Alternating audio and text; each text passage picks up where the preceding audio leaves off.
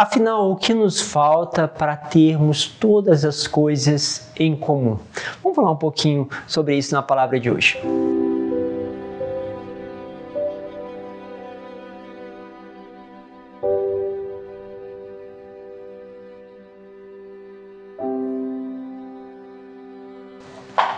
Em nome do Pai, do Filho e do Espírito Santo.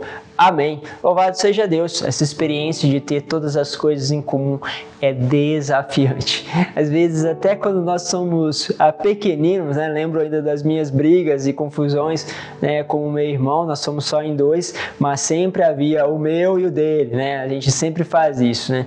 E como o mais novo, né? Sou o mais velho, recebe muitas vezes a herança, né? O carrinho que era meu, passa então para ele. É sempre difícil, né? Ou seja, há um despojamento do mais velho para doar para o seu irmão, mas às vezes a gente sempre acha ainda que o carrinho é nosso, né? Então vira aquela briga, né? Aí quando surgiu na época para nós, né? Era a questão do videogame, era a grande novidade, né? Então era aquela briga pelo videogame. Na casa havia só uma televisão, então cada um tinha uma disputa ali pelo o controle remoto de quem é quem, então ter tudo em comum é um desafio que às vezes a gente faz desde criança e a gente tem que lidar com isso, né? Na nossa comunidade nós tentamos viver sobretudo essa dimensão, é desafiante, muitas vezes você precisa de coisas particulares e você coloca em comum e ali tem aquela coisa que nem todo mundo tem o mesmo discernimento, às vezes a pessoa pega ali na geladeira algo que não deve pegar, às vezes se apropria de algo que não era para ela, mas era comum a todos. Sempre tem este jogo para encontrar ali o equilíbrio, mas sem dúvida as novas comunidades estão uma resposta para justamente para essa parte que nós vamos meditar hoje, de colocar tudo em comum. Bom, quero pegar com vocês a palavra que está em Atos dos Apóstolos, capítulo 4, versículo 32 ao 37. Diz assim: a multidão dos fiéis era um só coração e uma só alma. Ninguém considerava como própria as coisas que possuía, mas tudo entre eles era posto em comum. Com grandes sinais de poder, os apóstolos davam testemunho da ressurreição do Senhor Jesus. E os fiéis eram estimados por todos. Entre eles ninguém passava necessidade, pois aqueles que possuíam terras ou casas vendiam-nos e levavam o dinheiro e colocavam aos pés dos apóstolos. Depois era distribuído conforme a necessidade de cada um. José, chamado pelos apóstolos de Barnabé, que significava filho da consolação, levita e natural de Chipre, possuía um campo, vendeu e foi depositar o dinheiro aos pés dos apóstolos. Palavra do Senhor. Olha só, muito forte, né? Ainda nós vemos muitas vezes isso acontecer aqui na nossa comunidade, em outras comunidades, onde as pessoas vendem a sua propriedade, muitas vezes de anos de sacrifício, e colocam justamente à disposição da comunidade para que a comunidade possa partilhar isso em comum. Isso é tão forte, né? E graças a Deus podemos, como comunidade, vivenciar isso muitas vezes, de pessoas que colocam tudo em comum, mas é desafiante. Desafiante por quê? Porque precisa sair das suas seguranças, né? E aí está uma coisa que, para sair da nossa segurança, em geral, nós queremos nos apropriar da confiança em algo. Nós apropriamos, em geral, a confiança em uma pessoa. E aí que está a grande dificuldade, porque no mundo a gente vai perceber o seguinte: não dá para confiar em mais ninguém nas coisas, porque se você não estabelecer um contrato e esse contrato não for muito claro, você pode ser que leve um grande prejuízo. Quem aqui poderíamos dizer assim, que mexeu em obra e já não tomou prejuízo porque você acerta uma coisa com o pedreiro, quando você vai lá, peraí, isso aqui não está conforme combinado. Ele falou assim: não, eu combinei com você outra coisa. Quantas vezes não deu isso?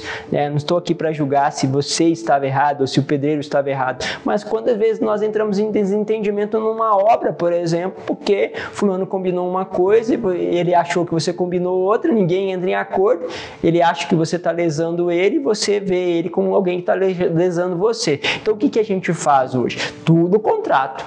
todo especificado. Está ali no contrato, então ali não tem questionamento, assina-se o contrato. Por quê? Porque não dá mais, muitas vezes, para confiar nessas palavras. Então, a vivência de tudo isso se torna muito difícil porque nós olhamos para essas relações, para esses que passam a perna em nós e passam mesmo, né? Passam em diversas formas, né? Porque tem pessoas que agem com malícia, isso é verdade. Então se tornou um desafio. Mas, como então se vive isso? Então quero pegar para vocês esse dado do começo do texto. Percebam o seguinte, o que eles estão falando? Havia grandes sinais de poder. Então, primeiro, há um sinal de Deus. Havia manifestações de Deus. E essas manifestações davam como que uma tranquilidade, como que um selo de uma graça, de uma presença de Deus. Primeiro ponto. Segundo ponto, os apóstolos davam testemunho. Você não via os apóstolos se apropriando das coisas, você não via os líderes trazendo as coisas para si, os líderes se enriquecendo, os líderes se tornando homens e mulheres que esbanjam as coisas. E quando você começa a ver o líder que esbanja as coisas, você fica pensando duas vezes, é óbvio. Então, na sua família, se você vê o teu irmão que esbanja as coisas, é muito provável que você não vai querer dividir com ele as coisas. Porque você fala assim, mas fulano se apropria das coisas como se fosse dele. Quantos problemas de família a gente tem aí? Né? Quantos problemas porque fulano se apropriou de alguma coisa que era de incomum de todos e começa a briga, né? E olha, quase todas as famílias têm uma briguinha assim. O que acontece? Se apropriou, e ali você vê, né? Às vezes tem aquele que pede emprestado, né? O cara pede emprestado, fala com você que não tem dinheiro, aí daqui a pouco você vê ele comprando um bem de luxo. Peraí, fulano não tinha dinheiro, agora ele está esbanjando um carro, uma propriedade melhor do que eu que emprestei o dinheiro para ele, estou passando apertado porque emprestei o dinheiro para ele e ele se esbanjando. Quantas coisas acontecem assim? Então é isso. Primeiro, os apóstolos, havia sinais de poder.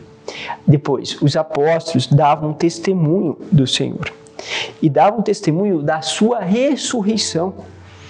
Os fiéis eram estimados por todos, ou seja, a vida dos fiéis, ou seja, daquele grupo, trazia estima, admiração. As pessoas se encantavam com aquela vida. E isso precisa voltar, aquele encanto com a vida da tua família, aquele encanto com as suas relações, com aqueles que são os seus amigos. E ali você percebe que dá para colocar tudo em comum. Ou seja, e ali depois um testemunho em relação aos pobres, porque ninguém passava necessidade, ninguém ficava à parte, porque todos eram socorridos. E é essas questões que precisam entrar para que nós possamos justamente caminhar neste ambiente de confiança. E quando falta isso, e aí você pode transpor, né, ou pode justamente filtrar isso de forma a colocar na relação do seu trabalho, da sua família, da sua paróquia, da sua comunidade, para você entender porque às vezes é difícil alguém colocar as coisas em comum. Porque, de certo modo, está faltando um desses elementos. Pense um pouquinho sobre isso, vale a pena para que nós possamos sempre caminhar em sintonia com o Senhor, sendo um só coração entre nós e com Deus. Deus os abençoe, Pai, Filho, Espírito Santo. Amém.